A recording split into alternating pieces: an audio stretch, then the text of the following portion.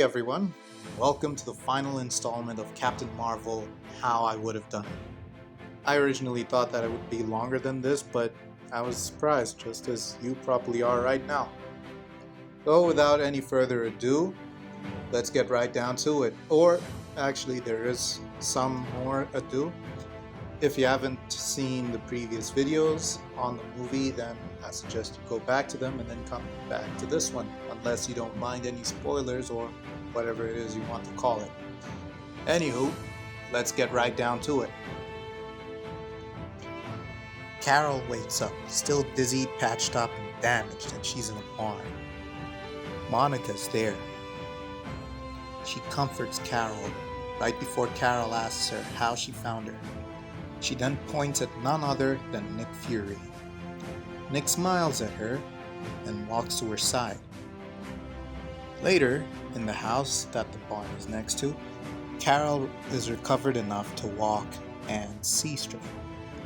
They're eating, and Carol wonders if Nick really is Nick, and says that she thought that he was dead.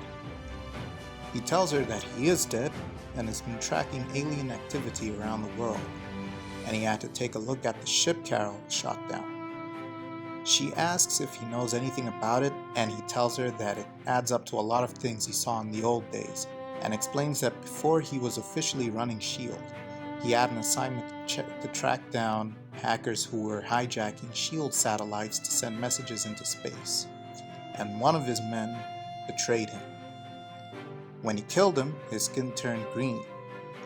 He thought it was some sort of enhanced human, but after seeing the ship, he found out that these were actually alien shapeshifters hiding out on Earth, and they've successfully infiltrated human civilization.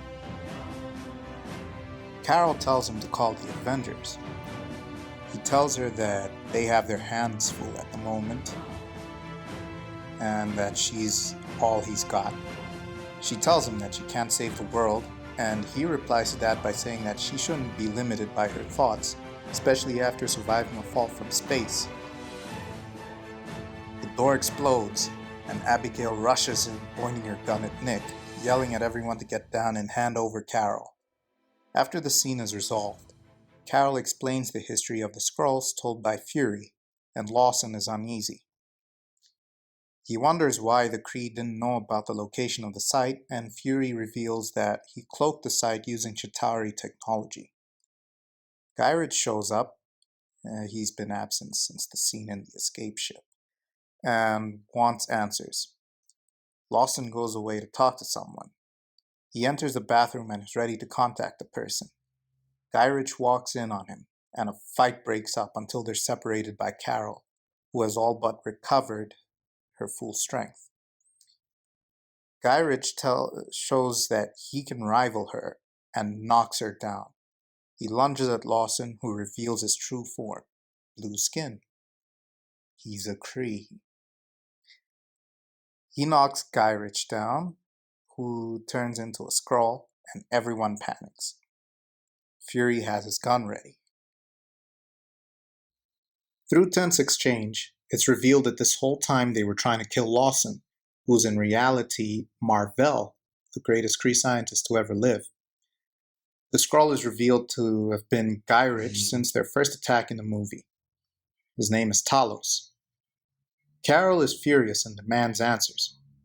Mar-Vell reveals that the Kree are researching on Earth due to his strategic position for their war against the Skrulls, and the Skrulls want to kill him to stop the research and win the war.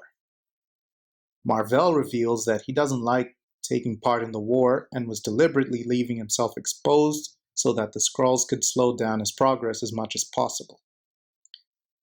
Talos tells him that it makes little difference because his forces are outside, ready to destroy the house. Carol furiously throws him out, literally, leading to the Skrulls shooting the house and everyone having to evacuate. Yon-Rogg and the others track Mar-Vell's signal from when he tried to contact them.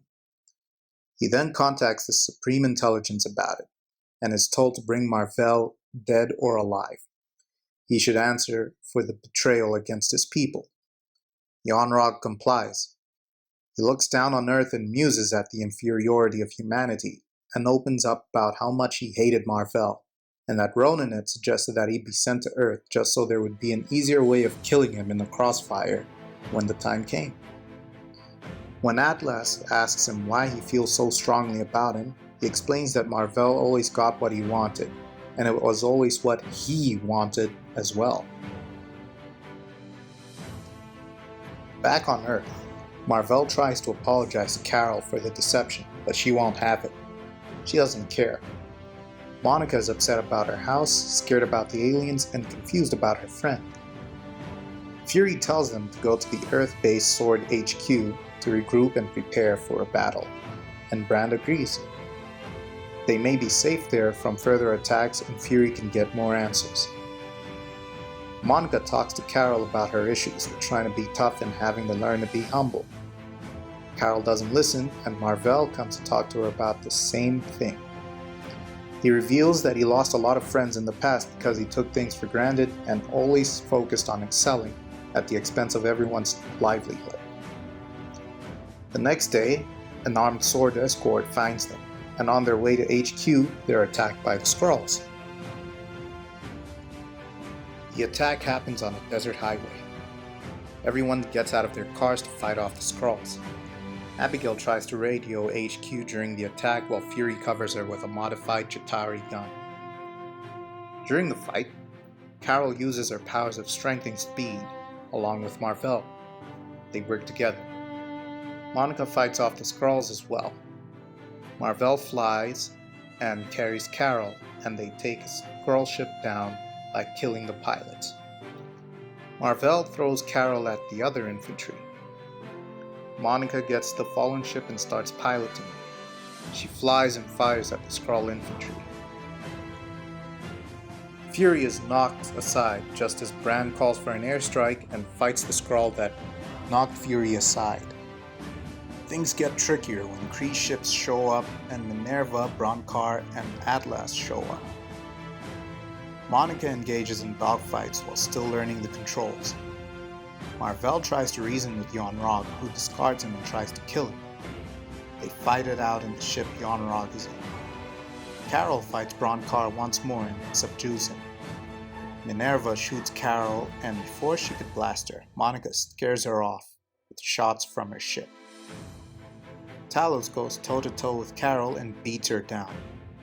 He taunts her and she attacks. He beats her down savagely once more.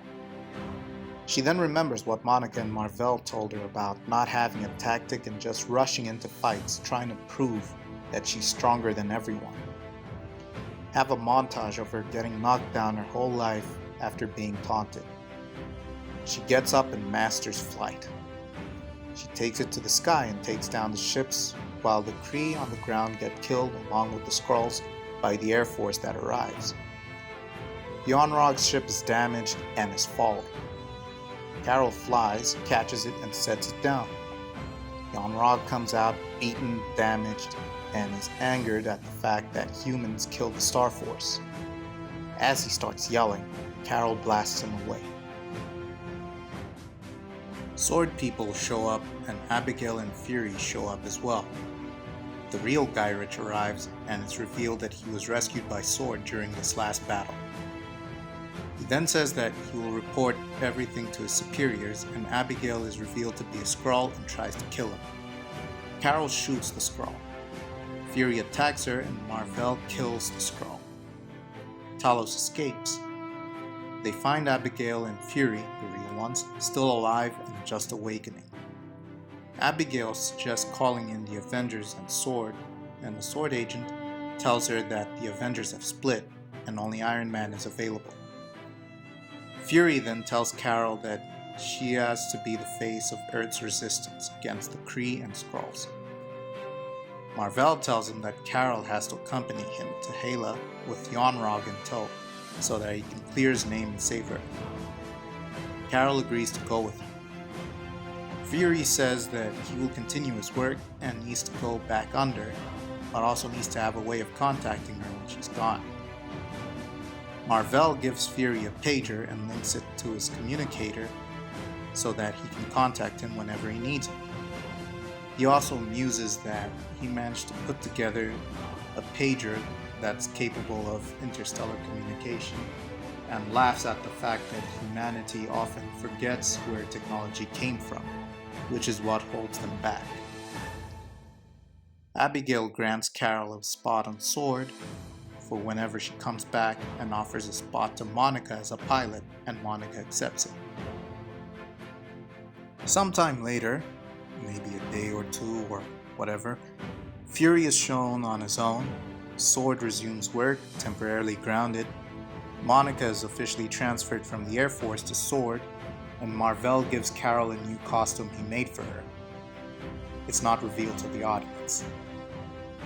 Carol and Monica say goodbye to each other, and before Carol goes, Monica tells Carol that she owes her a house. Carol goes away with Mar-Vell and they take off in his ship. Abigail Brand watches as the ship flies away alongside Guy Ritchie. Mar-Vell tells Carol that the Kree won't be so welcome. Carol says that she's ready. Mar-Vell asks what she's going to call herself. Carol smiles while putting her mask on, and she's in costume. She then scoffs, and they cue the movie's title card, Captain Marvel.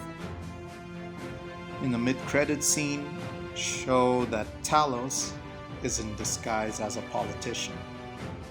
And the post-credits scene show the Avengers messing with the pager, and Carol suddenly shows up, just like in the movies. And there you have it. It's the end of the How I Would Have Made Captain Marvel series. Up next, I'm gonna try to see if I can make another movie, or maybe a tribute, or whatever it is you guys want me to say.